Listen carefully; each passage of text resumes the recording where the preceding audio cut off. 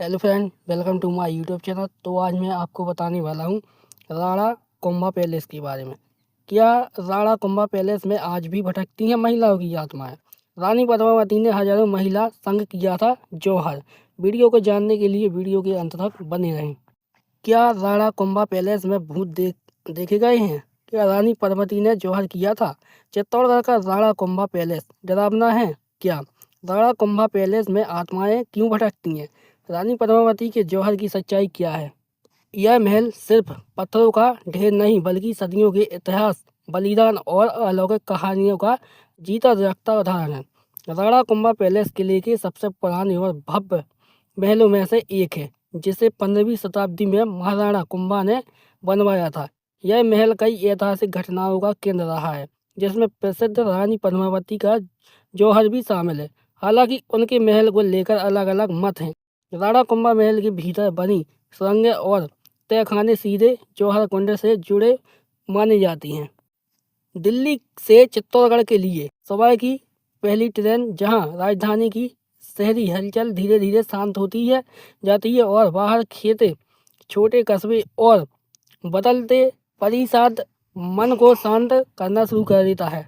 रास्ते भर चित्तौड़गढ़ के गौरवशाली इतिहास और उसकी रूहानी कहानियों में खोए रहना, ट्रेन की खिड़की से झांकते हुए राजस्थान की शुष्क भूमि और दूर दिखती अरावली की पहाड़ियां मन के भीतर एक अजीब सी उत्सुकता भर देती है। कोटा और भीलवाड़ा पार करते हुए दोपहर तक आप चित्तौड़गढ़ पहुंच जाते हैं। स्टेशन से किले की ओर जाते हुए दूर से ही उसकी विशाल प्राचीनें और बुर्ज दिखाई देने लगते हैं, मानो कोई प्राचीन प्रहरी समय को निहार रहा हो। किले की ऊंचाई और उसका फैलाव देखकर कोई भी अवाक रह जाएगा।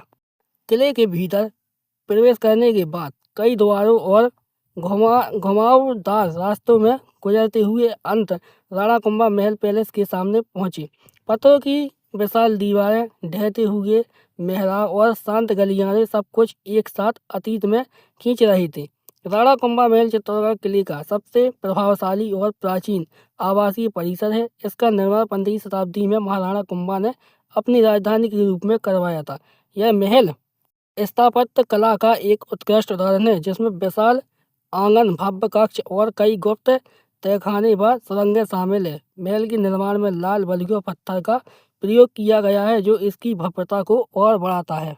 महल का प्रवेश द्वार अपनी सादगी के बावजूद प्रभावशाली है और अंदर कदम रखते ही एक अलग ही माहौल महसूस होता है।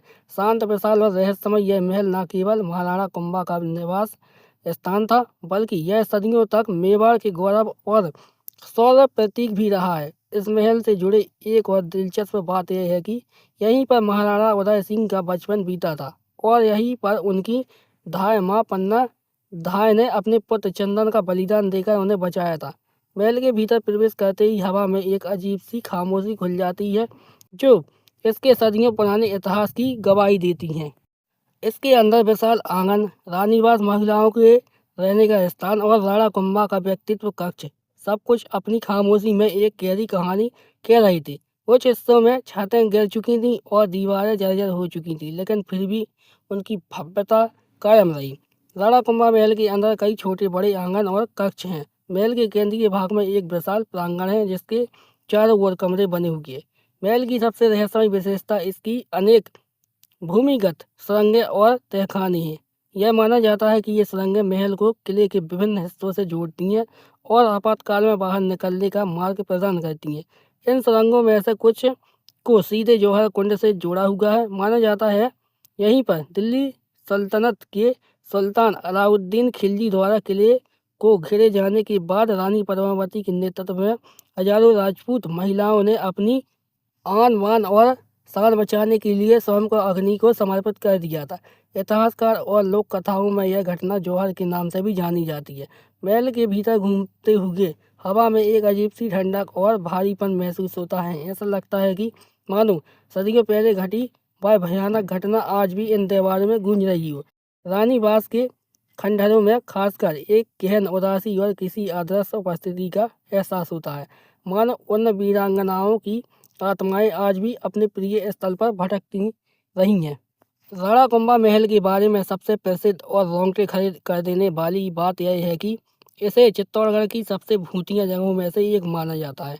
यहाँ के स्थानीय गाइड और सुरक्षाकर्मी भी अक्सर अजीबोगरीब घटनाओं का जिक्र करते हैं। कहा जाता है कि रात के समय यहाँ महिलाओं के रोने की, पायल की छन-छन की या फुसफुसाहट की आवाज़ें सुनाई देती हैं। इन आवाज़ों को उन हजारों राजपूतियों, रानी और महिलाओं की आत्माओं से जोड़ा जाता है, जिन्होंने अपनी पवित्रता की रक्षा के लिए जौहर किया था। माना जाता है कि उनकी आत्माएं आज भी इस महल में, गलियारों में और तहखानों में भटक रही हैं, अपने बलिदान की याद दिलाती हैं।